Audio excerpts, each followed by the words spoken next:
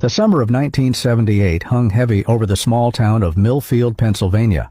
Nixon had resigned 4 years prior, and the country was still reeling from the cultural whiplash that followed the free love era of the 60s. Fleetwood Mac's rumors played endlessly on FM radio stations while Star Wars posters adorned bedroom walls of teenagers dreaming of galaxies far away. It was July 23rd, and the mercury had climbed to 93 degrees by noon, the kind of heat that made the asphalt bubble and time itself seem to slow to a crawl. In a modest 2-story colonial home on Sycamore Street, 18-year-old Elizabeth Blackwell was packing her suitcase, carefully folding bell-bottom jeans and peasant blouses, while her younger sister, Abigail, 16, lounged on the twin bed beside hers. The room was typical of teenage girls in the 70s. Posters of John Travolta from Saturday Night Fever competed for wall space with Farrah Fawcett's iconic red swimsuit image. A turntable in the corner held stacks of vinyl records. Fleetwood Mac, Linda Ronstadt, and Carly Simon.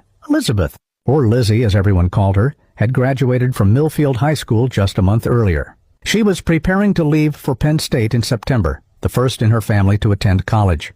She planned to study education, dreaming of returning to Millfield to teach at the elementary school. With long auburn hair that fell in natural waves, bright hazel eyes, and a spray of freckles across her nose, Lizzie was both beautiful and intelligent. She was the pride of the Blackwell family. "I wish you weren't going," Abigail said, twirling a strand of her honey blonde hair, "as you're in my heart." By Rod Stewart drifted from the portable radio on their dresser. "Who's going to protect me from Dad when he drinks?"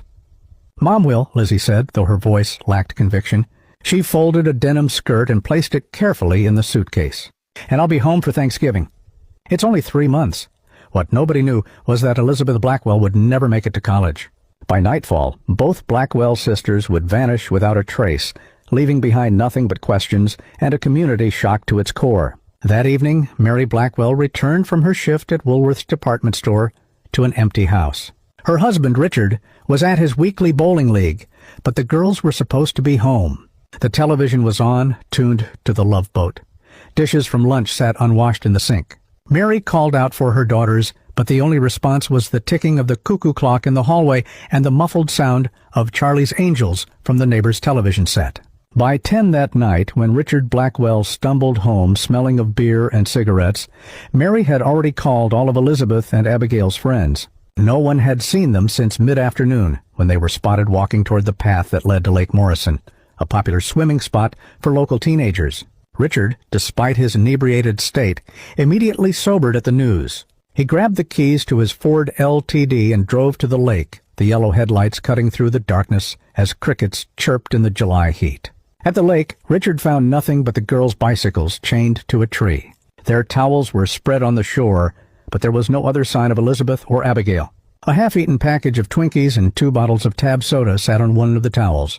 Richard called out their names until his voice grew hoarse, the sound echoing across the still water. By midnight, Chief Daniel Morgan of the Millfield Police Department had organized a search party. Officers with flashlights combed the shoreline while volunteers from town trudged through the surrounding woods.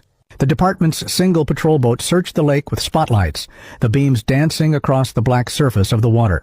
By dawn, the search had yielded nothing but exhaustion and growing dread. The disappearance of the Blackwell sisters became the lead story on WPEN radio that morning. As Neil Diamond's Sweet Caroline faded out, the somber voice of the news announcer detailed what little was known about the missing girls. By afternoon, their school photos were taped to the windows of every business on Main Street. The headline of the Millfield Chronicle read, "Local Teens Vanish from Lake Morrison." In 1978, there were no Amber Alerts, no cell phones to ping, no social media to spread the word instantly. There was only the agonizing, methodical process of knocking on doors, making phone calls on rotary phones, and printing flyers on mimeograph machines that left the searchers' fingers stained purple with ink. Chief Morgan established a command center in the high school gymnasium. Folding tables were set up with push-button telephones where volunteers logged calls and tips. A large map of Millfield and the surrounding county was pinned to a bulletin board with colored pins marking the areas already searched. The smell of percolating coffee and cigarette smoke hung in the air as town residents gathered to help find the Blackwell girls. In the initial days of the investigation, several leads emerged. Again,